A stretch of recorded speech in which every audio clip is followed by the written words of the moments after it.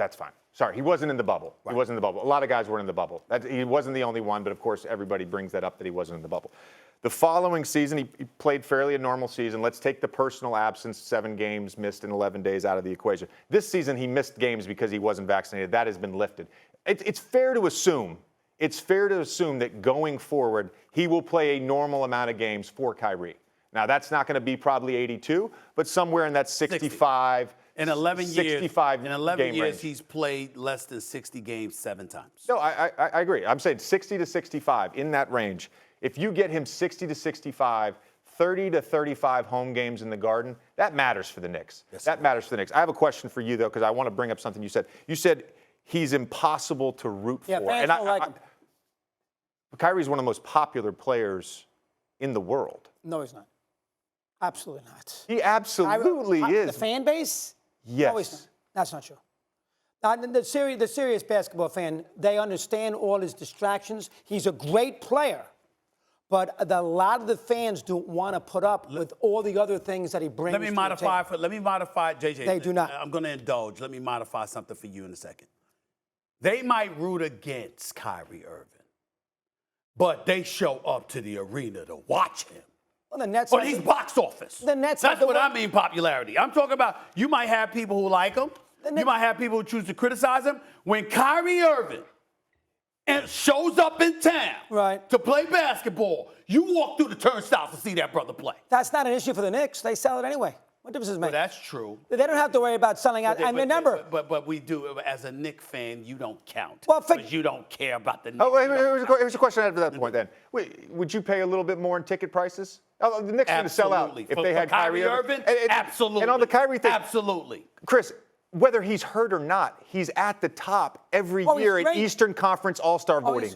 He's got a signature shoe. I wore his signature shoe. It's one of the most popular shoes. And I know Nike, there's an issue they're not renewing it, but I think that's not because of his popularity, because of the other stuff. When he misses 30 games. Let me push back you're talking about, let me push back on this. Right. Do you think it could have changed a little bit, the opinion of him, fan bases, could have changed a little bit based on what's transpired these last couple of years? Certainly in Boston. Absolutely. Mm-hmm.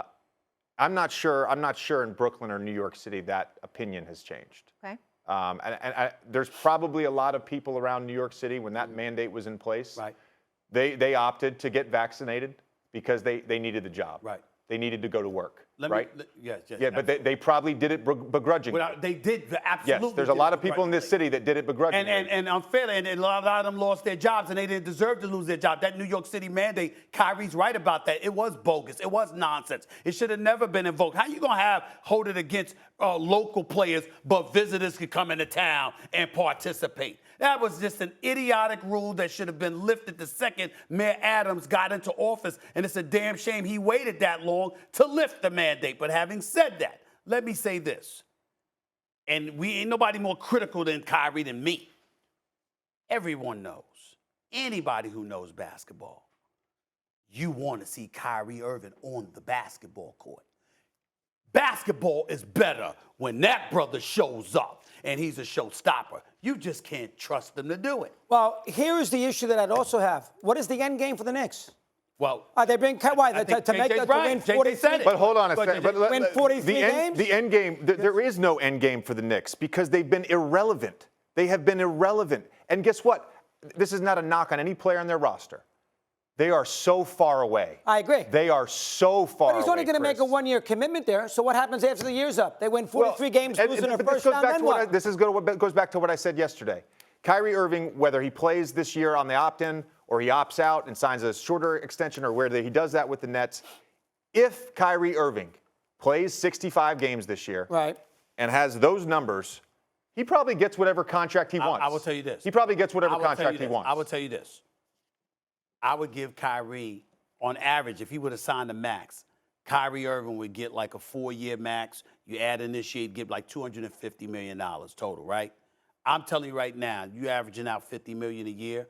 Kyrie Irving is worth $50 million a year if he plays. 100%, I would never, ever trust him more than 1 year. What do you think ends up happening? You think he's going to be back on the Nets next year? I don't think he's going anywhere. I think he's going to end up in Brooklyn. I think that Sean Marks and them sent him out there to find out about his own market value because you don't have to collude. You know the temperament of executives and owners throughout the league. If you are a guy that is considered to be a problem from the standpoint of not showing up to work, they're not investing in you with guaranteed long-term dollars. Sean Marks them knows that Kyrie Irving can get $50 million a year. What they're banking on is that no one is going to come to him and say, we'll guarantee you 4 years. That's what they're banking on, and they're right about that. I'm telling you right now, I haven't encountered one single team, and obviously I speak to a lot of teams. I haven't encountered anybody that is willing to give Kyrie Irving long-term guaranteed dollars. They all know on a per-year basis he is worth every penny. Right now. But even if he 100%. didn't, even if he proved this year, here's the problem with that.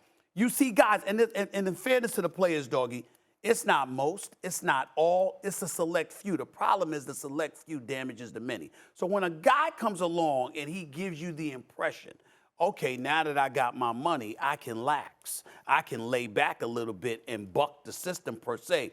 Owners hold that against you, particularly when it comes to collective bargaining. The reason why the guys like Kobe and LeBron and others are so incredibly valuable to the history of the league is they were the marquee and they embraced the responsibilities that came along with it. Thanks for watching ESPN on YouTube. For live streaming, sports, and premium content, subscribe to ESPN+.